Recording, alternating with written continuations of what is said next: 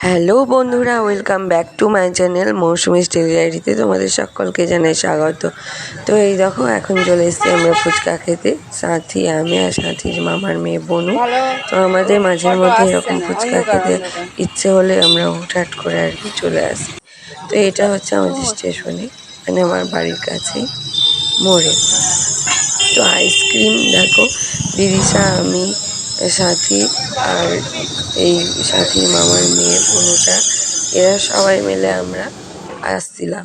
এসে এই দেখো, বিদিশা টরেন্টো খাবে। ও বলছে আমি ফুচকা খাবো না, আমি টরেন্টো নিব। তো যাই হোক, ওর রাগও হয়েছিল একটু, কারণ হচ্ছে আমি ওকে দেবো না বলেছিলাম। আমি বলেছিলাম তুই চকোবার খা, টরেন্টো খেতে হবে না, সেই জন্য রেগে গেছে।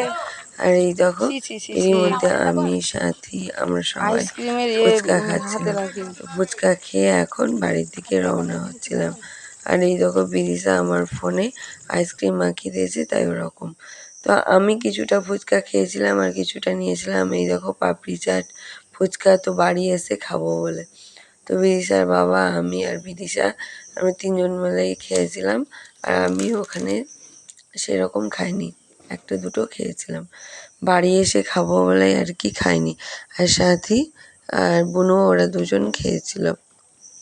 তো যাই হোক, আমরা বাড়ি এসে এইভাবে ফুচকা খাচ্ছিলাম মজা করে।